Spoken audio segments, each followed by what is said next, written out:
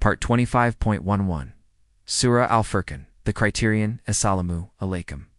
Welcome back to Sufi Essence with Hammad Syed. We continue our profound, detailed, and spiritually expansive exegesis of Surah Al-Furqan, the Criterion, the majestic 25th chapter of the Holy Qur'an that serves as the final, absolute and unchallengeable standard for distinguishing between eternal truth and all forms of pervasive falsehood. Where extensive and systematic exploration in the preceding parts meticulously establish the immense, continuous, and subtle presence of Allah's ubiquitous signs deeply woven within the very fabric of the natural world, ranging from the subtle, perfect motion of the withdrawing of the shadow and the indispensable, divinely ordained cycle of rest and rising, to the glorious, life-giving majesty of pure water that descends from the sky. We conclusively affirmed the universal scope of the Prophet Muhammad's peace be upon him mission as a final, comprehensive warner for all humanity. Despite the widespread spiritual sickness of ingratitude that plagued the hearts of the Makkans, now, as we proceed into the core of the surah's concluding arguments, focusing acutely on verses 52 through 55, the prophetic discourse executes a significant, vital, and necessary transition. The immediate emphasis shifts decisively from the external proofs found in the grand theater of creation to the internal, spiritual requirements of the prophetic mission itself, the messenger's unwavering steadfastness, the necessity of continuous non-physical spiritual struggle, and the ultimate profound folly of those who set up false powerless partners with Allah, despite the overwhelming accessible evidence drawn from both the cosmos and the elemental forces of the earth, particularly the sea. This segment is strategically designed to provide the Prophet, peace be upon him, with definitive instruction, deep spiritual solace, and profound reassurance in the face of ongoing relentless hostility and organized opposition. It initiates a call for a specific, transformative form of spiritual warfare, the great struggle, Jihādan Kabīrā, struggle which is commanded to be achieved solely through the patient, consistent, articulate, and eloquent proclamation, explanation, an unwavering defense of the Qur'an, the Criterion itself.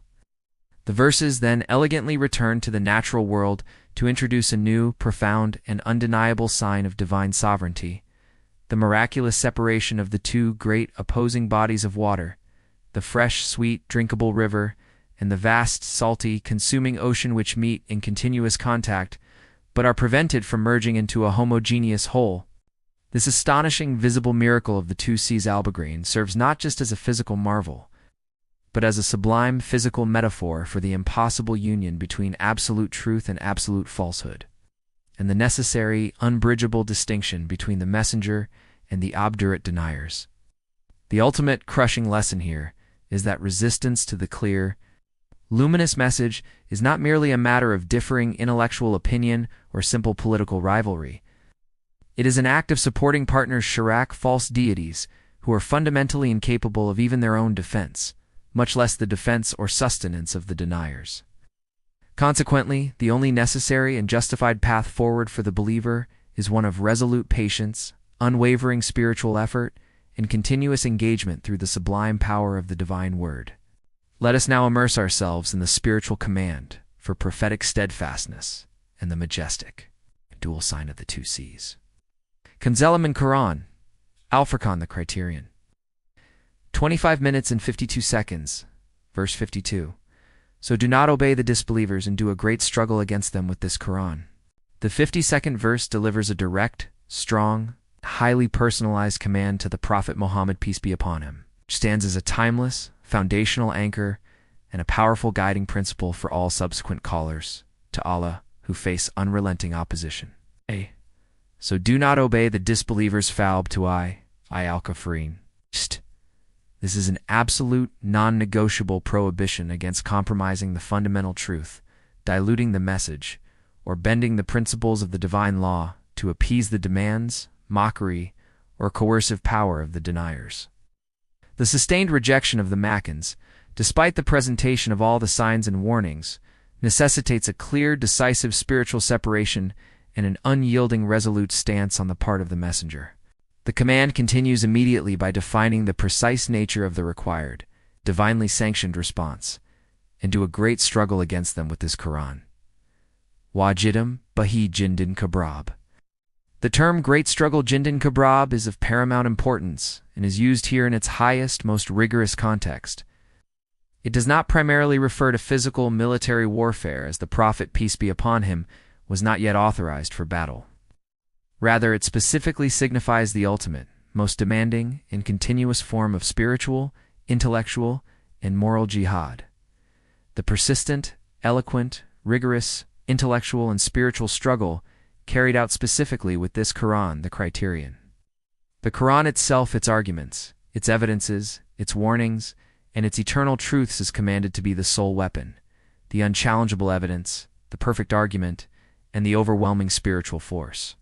This verse teaches the believer that the most powerful, continuous, and necessary struggle against the darkness of falsehood is always waged through the consistent, pure, comprehensive proclamation, explanation, and practical application of the immutable divine word. Qur'an, Al-Furqan, the Criterion, 25-53, verse 53, and he it is who has created the two seas.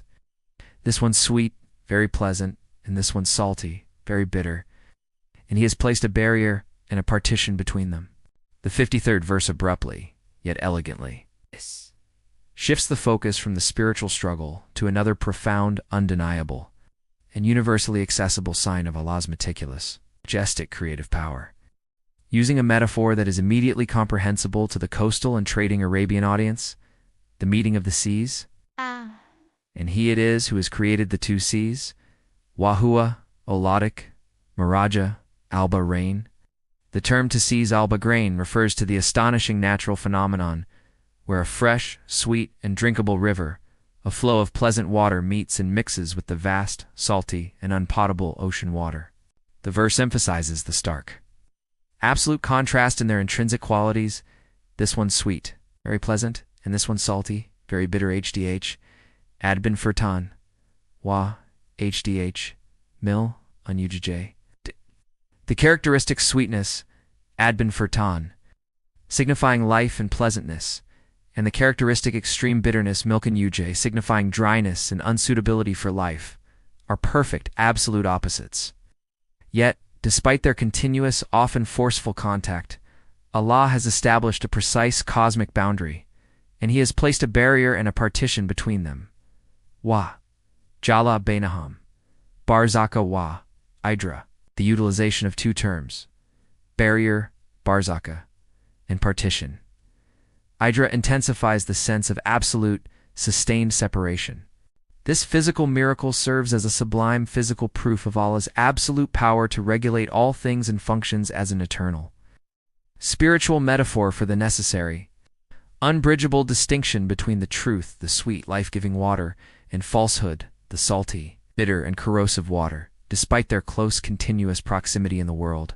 Cain Zoleiman, Quran, Al-Furqan, the Criterion, 25-54, verse 54.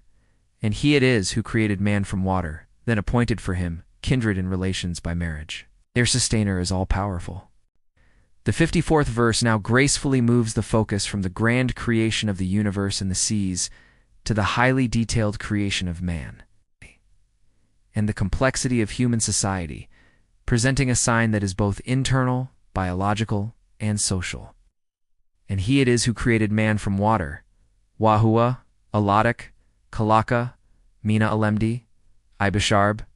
This refers either to the initial creation of man from an aqueous substance, perhaps referring to the sperm, the primary biological composition, or the general biological fact that all life stems fundamentally from water, directly linking man back to the pure water miraculously sent down from the sky mentioned in the previous segment.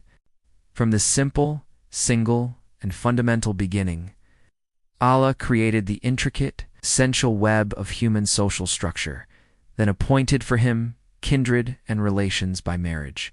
Faha, Allah, Nasib, Wa'ir. Kindred. Nasib refers specifically to blood relations and lineage, forming the strong, immediate, and inescapable family ties. While relations by marriage here refers to the in-laws, the marital connection that consciously expands the social circle into a wider, necessary community. This complex, divinely orchestrated relational system is a powerful sign of Allah's power to create unity, diversity, and ordered civilization from a single, humble drop of water. The verse concludes with a powerful, comprehensive affirmation that ties the entire creative act together, and your sustainer is all-powerful. Wa, na, Rabuka, Kadira. This boundless essential power, Kadira, ensures the creation of life, the regulation of the vast seas, and the inevitable, ultimate triumph of the messenger over his utterly powerless opponents. Kanzelaman, Qur'an, Al-Furqan, the Criterion, 25-55, verse 55. And they worship beside Allah that which can neither benefit them nor harm them. The disbeliever is a backer against his sustainer. The 55th verse concludes this segment with a powerful, absolute indictment of the polytheists, sharply contrasting their irrational, misguided worship with Allah's manifest, continuous, and self-evident power. And they worship beside Allah that which can neither benefit them nor harm them. Waya buderna min, dini al-hi, mala yang fayuam, wala ya urum. The core intellectual failure and spiritual emptiness of polytheism is exposed as utterly illogical and baseless. The idols, false deities, and self-serving desires are fundamentally powerless, incapable of providing any real benefit yanfahum, or inflicting any actual harm yagarum. This categorical lack of capability makes their entire system of worship utterly futile, a tragic, colossal waste of spiritual time and energy. The verse ends with a stunning, profound, and deeply alarming observation about the true, ultimate nature of denial, and the disbeliever is a backer against his sustainer. Wakana al-Kafiru al-Brabika heard. The disbeliever al-Kafiru is portrayed as becoming a backer, a heerd, an assistant, a supporter, a conspirator, or an alanat, just against the messenger, but actively against his own sustainer, Rabik. By actively supporting falsehood, perpetuating mockery, and upholding the power of utterly powerless idols and desires, the disbeliever effectively and tragically joins forces with the spiritual forces opposing the divine eternal will. This statement underscores the severe gravity and high consequence of disbelief. It is an active, willful, and ultimate alliance against the very source of their existence, sustenance, and eventual return. The verses call for a great struggle, Jihādan Kabīrā, with the Qur'an and highlight the ultimate powerlessness of idols and false partners, Shirk, while condemning the act of being a backer against the sustainer. The following hadith emphasizes the absolute purity of action and intention required for such a spiritual struggle, particularly regarding the avoidance of shirk, setting up partners with Allah in any form. Allah will only accept what is purely for him. Hadith, narrated by Abu Hurairah, may Allah be pleased with him. The Prophet, peace be upon him, taught Allah, the Exalted, said, I am the one who is least in need of a partner. Whoever does a deed in which he associates someone else with me, I shall abandon him in his association.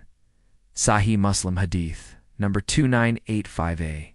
This majestic, defining hadith provides the deepest spiritual commentary on the inherent failure of the disbelievers described in verse 55, who, by supporting falsehood, were literally backing against their sustainer through their worship of partners. The Prophet, peace be upon him, taught that Allah, in his absolute and perfect self-sufficiency, I am the one who is least in need of a partner, utterly and completely rejects any act of worship or good deed that is contaminated, even slightly, by the association of any partner shirk. The outcome is stark, absolute, and uncompromising. I shall abandon him and his association. This means that if a person performs a deed, such as giving charity, praying, or engaging in the great struggle, but their intention is mixed partially for Allah and partially for the praise of men, wealth, or status, that entire deed is categorically rejected, leaving the person and their flawed effort to the powerless partner they included. This powerfully reinforces the core central message of the Criterion: only pure, unadulterated tawhid is acceptable in the court of Allah. And any alliance with partners leads to ultimate, complete spiritual abandonment. Let us now supplicate, drawing from the profound lessons of these verses, asking Allah to grant us a deeper understanding and to guide our every step. Dua, O Allah, Ar Rahman and Ar Rahim. Strengthen our fragile resolve to be among those who do not obey the disbelievers, but rather grant us the unwavering resolve and patient perseverance to wage the great struggle Jihādan Kabīrā. With this Qur'an in every facet of our lives until our final breath, make us ever mindful of your majestic signs, like the miraculous separation of the two seas, the sweet and the bitter, a constant, visible metaphor for the absolute, necessary distinction between luminous truth and debilitating falsehood. Protect us, O Sustainer, from the deep spiritual error of worshipping that which can neither benefit nor harm us in the slightest. Guard us from ever, knowingly or unknowingly, becoming a backer against our Sustainer by associating any fleeting partner with your absolute eternal sovereignty. May Allah illuminate your heart and mind with the light of this divine ill. May He make your channel a beacon of guidance for all who seek spiritual clarity and truth. May your efforts be a source of immense reward, and may you be granted the highest stations of paradise.